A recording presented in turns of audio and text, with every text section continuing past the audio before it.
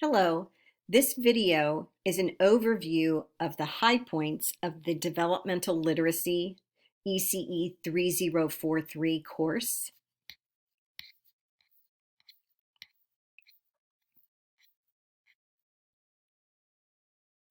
This course focuses on the principles and practices for facilitating effective development of oral language, thinking skills, and literacy acquisition in young children. You will gain knowledge in practical classroom methods,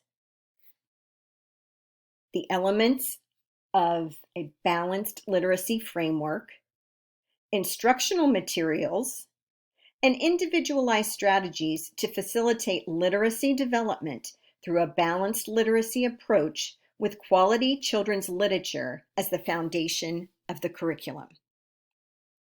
The lab course should be taken concurrently with this, but it also can stand alone if necessary.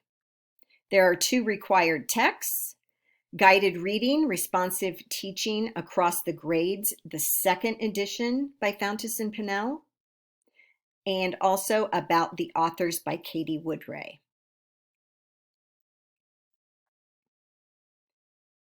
This online developmental literacy course introduces you to the basic best practices in emergent literacy education. At the end of this course, you will have gained expertise with elements of the balanced literacy framework, literacy assessment, and evaluation. You will become familiar with the principles and practices of facilitating the development of oral language, thinking skills, and literacy in young children, preschool through grade 3, and others whose literacy development has been delayed. You will gain knowledge in practical classroom methods, instructional materials, and individualized strategies to facilitate literacy development through a balanced literacy approach. At the end of the course, you will be able to synthesize your personal beliefs about literacy using information gained over the 8 weeks of our course. The online attendance policy for this course: in order to be counted as present for an instructional week, you need to make 1 substantial contribution to the course during that week. What is a substantial contribution? A posting to a forum, a submission of an assignment, completing a quiz or an exam, or any other academic activity required for that specific instructional week of the course. If you fail to meet this requirement, you will be counted absent for that instructional week.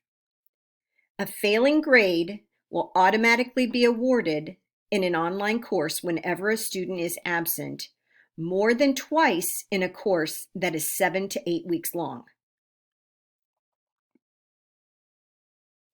The instructional week for online classes begins on Monday at 12:01 a.m. and ends Saturday at 11:59 p.m. Now, your attendance and participation is expected in this course, and it's going to play a critical role in the grade that you receive. Your initial discussion forum postings are due Wednesday by 11:59 p.m. and 2 responses to your classmates by Saturday at 11:59 p.m. Your final project is due on the final Friday of this course by 11:59 p.m. There are videos that are embedded into Moodle, which means your instructor can tell whether or not you have viewed them by checking your Moodle activity log. You are encouraged to take full advantage of the wonderful learning opportunities this course is providing you. I have checked all of the videos for our course and they are working. Let me say here, not all videos found on YouTube or online anywhere are created equally. The videos that are chosen for this course are exemplary videos of the elements of a balanced literacy program. So there's lots of videos out there, but some of them aren't so good. Make sure that you have read the course policies. If you have any questions about those, please ask me. Late assignments will be accepted with a 10% per day point deduction. No late work will be accepted after the last night of class unless an incomplete has been requested and approved prior to the last night of class. Here are the course objectives, and they are aligned with the Department of Education's conceptual framework of compassion, competence, and commitment, the Ohio Standards for the Teaching Profession, the NCATE Diversity Standards, International Dyslexia Association Professional Standards, and the International Literacy Association Standards for Reading Professionals. I'm not going to read these to you. You are quite capable of doing that. Here is our grading scale. You will want to periodically throughout the course check your grades. Now, the discussion forums. They are weekly. Your initial post should be written in a scholarly voice, following APA 7 guidelines, and be within the 250-500 word range unless otherwise indicated for that forum.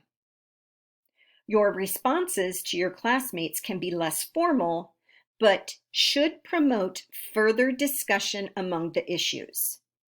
Since we are online, we want that conversation going back and forth between everyone so that we can learn as much as we can about these elements. Your initial posting is due by 11:59 p.m. on Wednesday. Your 2 responses are due by 11:59 p.m. on Saturdays. Okay, pay attention to this rubric. This is how your discussion forums are scored. All right? So, your initial response must use course materials and reflect a deep understanding of fundamental principles relating to the topic.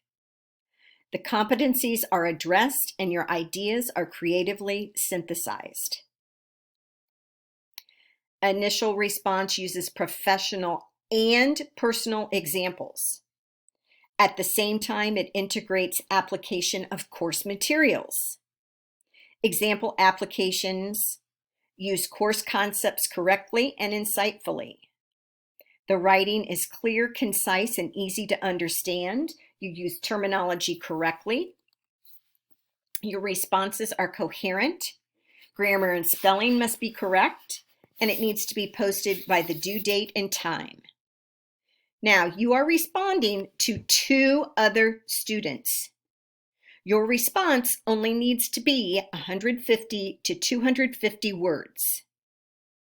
Responses include higher level thinking and challenge perceptions using research-based information. Reflective questions are asked. If you are not asking questions, you're not going to receive the full points for this area of the rubric.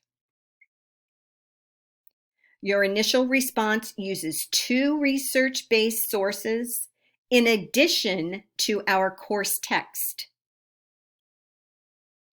So to receive the maximum points for APA citation, you need 3 resources cited within your post and have those 3 resources referenced after your post. Please review this rubric.